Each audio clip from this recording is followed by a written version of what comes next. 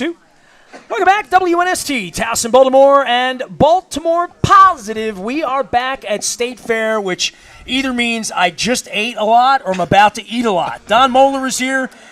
And the senator is here, who hasn't eaten a lot yet, but we hope to feed you some chicken and waffles is what I would go with. Senator Ben Cardin is our guest here on Baltimore Positive today, and we've waited to have you. And every time we have someone really important and influential here, there's like something going on in the news that we want to react to right away. What's usually on? not What's impeachment. I didn't know. What's going on? When Dutch came, when Chris Van Holly, we didn't have to talk about impeachment. And I guess we could start or end with that, but that was not what this was about.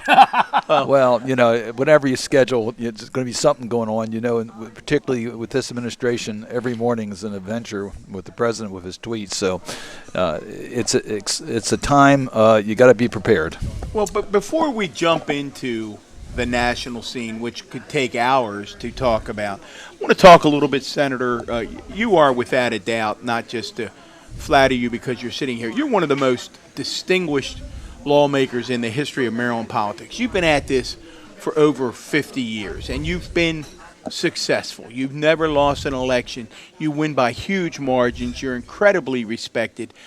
I want you to take us back. We like to ask our guests, take us back to the beginning. How does the son of Dora and Meyer Cardin growing up in Baltimore, what lessons did you learn? What was your household like, and how does that contribute to who you became, this dedicated public servant? Don, first of all, thank you. And thank you for your public service and your incredible career helping the people of Baltimore County and our region. I grew up in a family of public service. My father was active in public service. He was a state legislator, became a circuit court judge, and very active in our community in a lot of different events. My mother was extremely active in a lot of different organizations. So public service was something that we talked about all the time. We have a closely knit family. And the values were very much instilled upon me that we have a responsibility to help our community. So when I started in high school, actually in middle school, I started being involved in student government. So I started at a pretty young age. So you were running for office at 11, 12, and 13? Oh, yes. Did you lose an election there? Did you ever lose an election in middle school? No, I haven't lost an election, I think, since the 9th grade I've been successful. But you did lose one in the 9th grade. I think it didn't say that on Wikipedia. You better update that. I think I was not eligible. I think I filed for office. And you had to be an 8th grader or a 7th grader, and I was a 6th grader, and they wouldn't accept mine. All I see is like vote for Pedro. You know what I mean? Like vote for Ben. You know? So you got. So it was family. It was a sense of that we give back. Right. So I was very active in student government at the University of Pittsburgh, and really enjoyed it. Active in my fraternity. Was able to get some things done there. So I went to law school, and I had no intentions of running for public office at that point. I really enjoyed law school, and between my second and third year, there was a vacancy in the Maryland General Assembly. My uncle, who had retired 6 months earlier, the election was coming up the next time that he was not on the ballot. So it was an opportunity for me to run while I was still a law student, because primarily my last name was well known because of my family, and we didn't know whether other opportunities would present itself. My brother, quite frankly, was an assistant state's attorney, so therefore he would have to give up his job. I was a student. I didn't have to give up anything, so I decided to run. And the rest, I think, is the story. How old were you? I was 22 when I ran. 22. Wow. What did you know about government at 22? And I would think we're at a different time then, right? Like, I mean, Kennedy had just been assassinated, literally, right? I mean, we're the unrest hadn't really happened here. That was kind of a tender time, right? Right. What I knew about government, first I knew Annapolis was the state capital, so I did know that. Do you know all 50 or just Maryland? No, just Maryland at the time. I also I knew Harrisburg was the capital of Pennsylvania because I went to the University of Pittsburgh, so I knew that. So I had two of them down.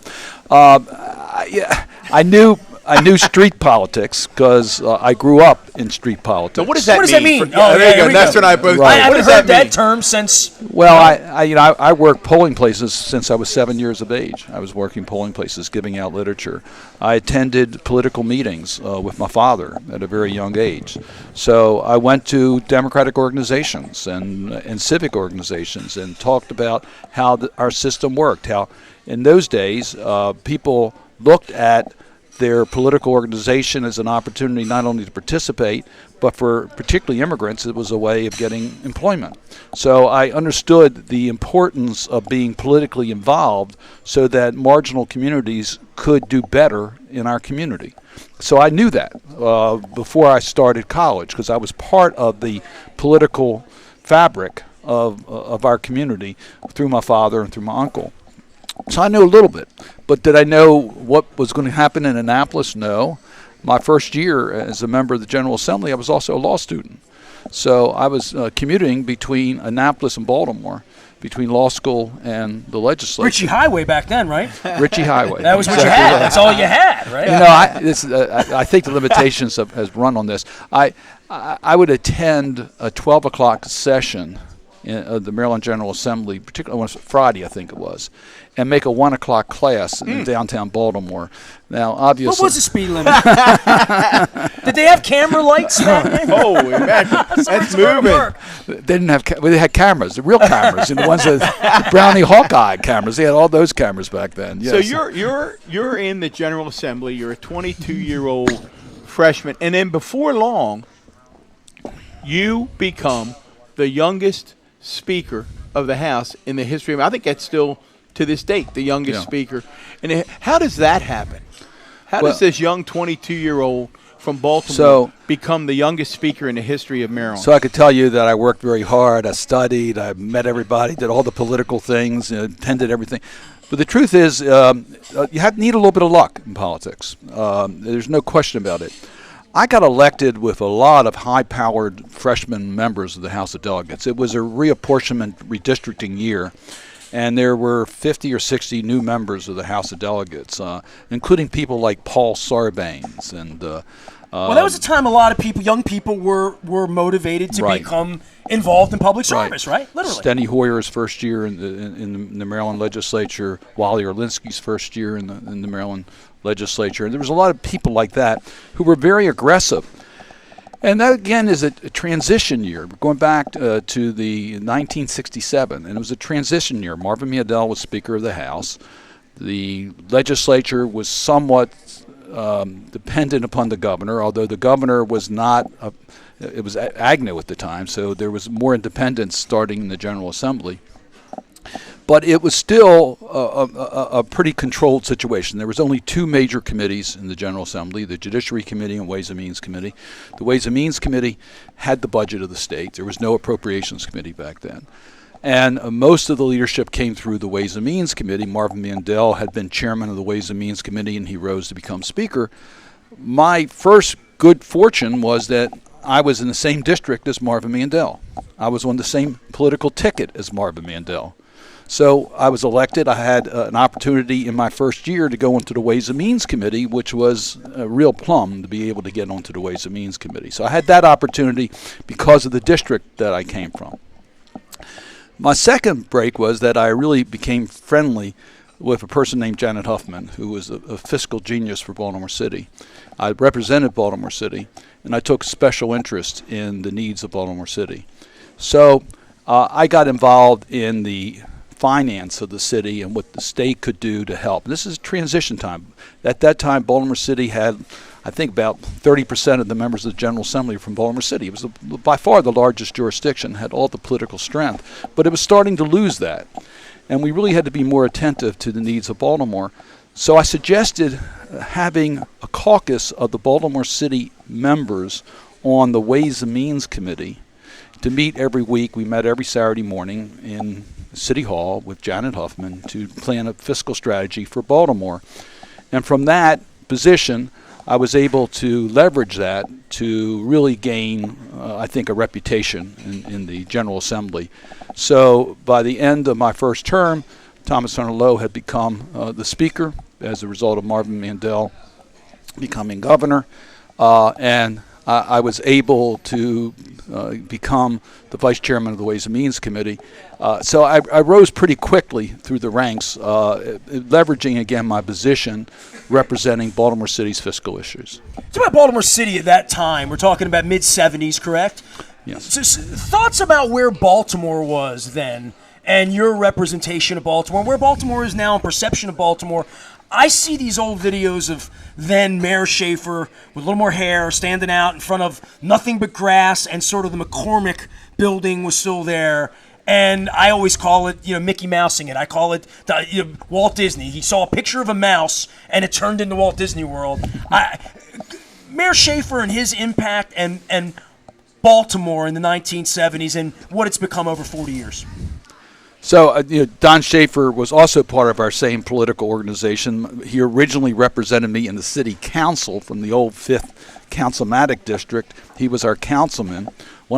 So from that position, when I ran for my first re-election, he was chairman of our re-election committee. So Don Schaefer was part of our political organization, and we were really good friends.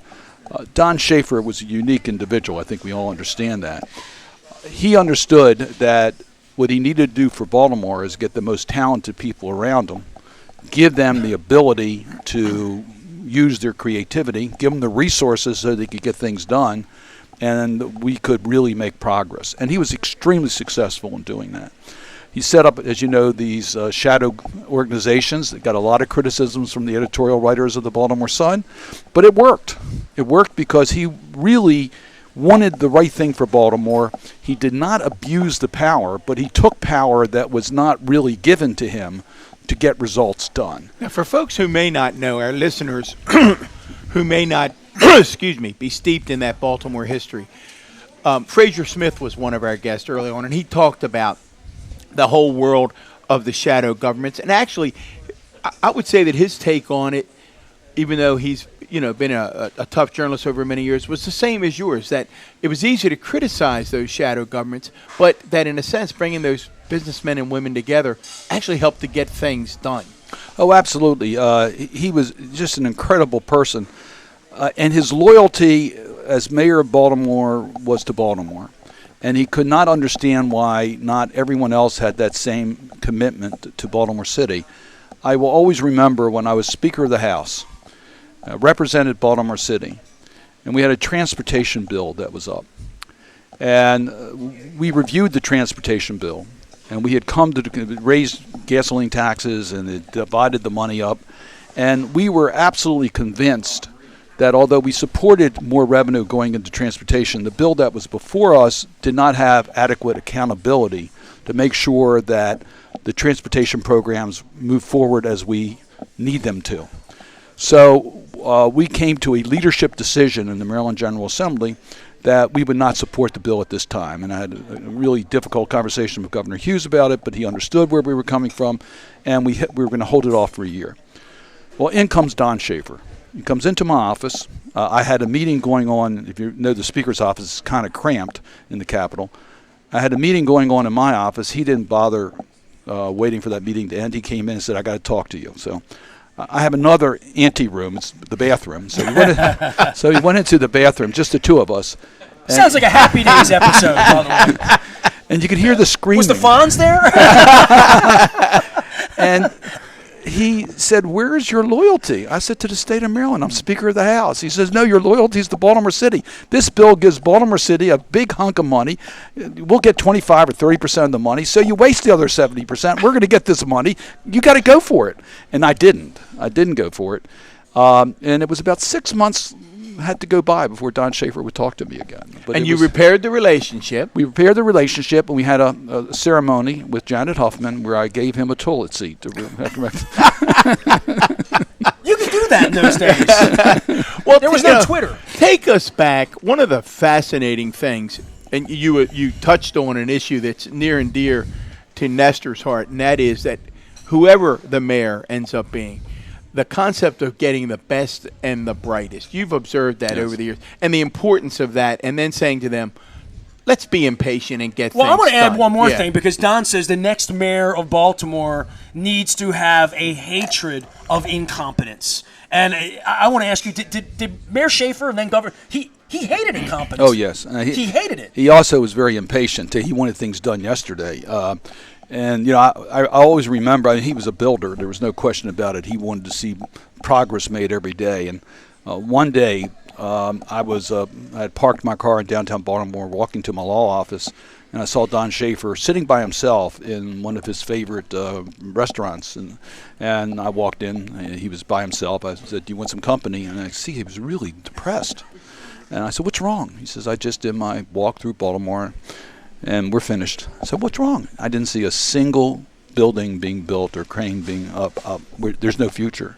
I mean, he always wanted things to be built, new projects, and he would not tolerate people who were incompetent. You're exactly right about that. But he basically embraced good people. I mean, his selections were incredible. Jim Rouse, think about that. Bob Embry and legendary names of people who had vision. It's interesting, Senator, you mentioned the lunch that you had and his impatience and being sad. Near the very end of his career, I was fortunate to be with him at a lunch in Little Italy, and he had arrived early. He was punctual, and I arrived a little early. So it was just the two of us, and it was almost the same emotions that you're describing. He was down, and we talked, and it just was the same. He had been governor, he had been mayor, and he just missed the ability to get things done. That ability to get things done seemed to be his driving force to make things better. Oh, absolutely. First of all, the system of local government fits him perfectly. When you have a strong mayor and the city council really doesn't have the power that the mayor has. They're not equal branches of government.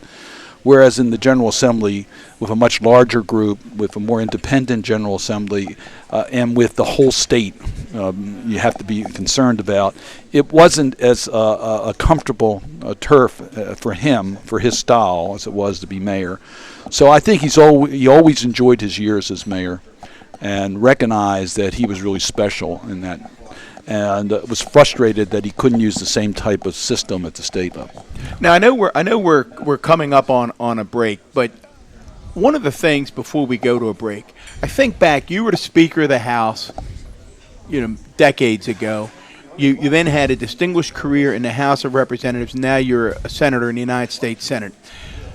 I think what people appear so frustrated today by the partisan breakdown and our discourse. Take us You've been through at this a long time. How has that evolved? There's no question we've gotten much more partisan as a political system around the country and in Maryland and even in local governments. And to take you back to the time I was Speaker of the House, I established a leadership structure in the House in order to try to give direction to a legislative agenda during the 90-day session. So our leadership team, which consists of our committee chairman, included the Republican leader. He was part of my leadership team. Now, I did not select the Republican leader. The Republicans selected him. I had Ray Beck and Bobby Neal were Republican leaders during my time as Speaker, but they were always invited into my leadership meetings because there were no surprises. And they knew, come election time, we're going to knock heads. I'm going to try to get as many Democrats elected as possible. But once the election's over, it's in all of our interest to work together and to get things done. And we recognize that by having the input of all of our members, Republicans and Democrats, we're going to pass better bills. And we're going to pass bills that won't be changed every 2 or 4 years. So we knew that lesson early. So Bobby Neal, for example, was one of the brightest fiscal minds I've ever served with. So he helped me develop the capital budget for the state and played a critical role. He helped us deal with the proper relationship between the state of Maryland, the University of Maryland system, the University of Maryland Hospital. He was able to help us develop that relationship. So he knew that what he was doing was accomplishing good things for the people of our state. He was a loyal leader of his party, but recognized his first responsibility is to the people of Maryland as an elected official. That's how we operated. Now, we were always friendly. There were limits. We didn't Of course, our political system was different then. We didn't need as much money to be raised. We didn't have as much reliance on special interests and raising money as we do today. So our political system has really changed. As Speaker of the House, I didn't have to raise money to get Democrats elected. They could do that on their own. Today, the Speaker is very all much around the state. Right. So it's changed, and that's, of course, true when you look at running for the United States Senate or running for Congress. The amount of money that the individual person raises for that race is a small percentage of the total dollars needed to become elected. You need your party support, you need third-party money. All that is now involved in our political system. So it's much more dependent upon the politics to get elected than it was back then. Most of the time then it was a local. You just had to work your constituency, and you could be elected. Street politics. But Yeah. you're a historian, and I know we have to wrap up this segment. When you look at it, where did we go off the rails? What's contributed to this hyper partisanship, as you said, all the way down to the local level, where the public says a pox on both your houses? What happened? Where did it evolve? I think that when we could have controlled how elections are run in this country, we did not. The party that's in power always thinks the current system favors them. So the party in power does not want to fundamentally change the way you do elections. And so we had opportunities to try to really reform our system. We had looked at public financing of campaigns. We looked at reasonable restrictions or constitutional amendments so that the First Amendment rights of freedom of speech could allow still the legislatures to control how much money is spent in campaigns. I mean, today, a wealthy person has a much better chance of getting elected than someone without wealth because they can spend an unlimited amount of money to be elected. A person who wants to have a great deal of influence in our political system can contribute unlimited sums. So, all compounded by Citizens United. yes, of course, the Supreme Court did not help. The Supreme Court added to this greatly by saying corporations are citizens and have the rights of citizens under Citizens United. That was in my view, one of the worst decisions of the Supreme Court. So, when we could have controlled it, we didn't. It got worse and worse. The Supreme Court added to it. And now it's out of control. And I say frequently, I don't believe that legislators are corrupt or people who run for office are corrupt. They're working in a corrupt system. The system itself lends itself to unfair considerations because of the need to raise money. Nestor, you love history lessons. Well, I want to come back. I want to. You've served our citizens in Baltimore, in Annapolis, and also down in D.C. I want to hear about those differences. We have Senator Ben Cardin now today. We are at State Fair. We're eating the chicken, the waffles, the carnivore, the eggs, the bacon, the grits, the shrimp. I've done it all. I don't think there's a thing on the menu that you haven't This is the high holy season for my religion, so let's keep it kosher if you could. What, Evan, can you help us? Grits is okay. We're doing the grits. We're back for more Baltimore Positive with Senator Ben Cardin right after this.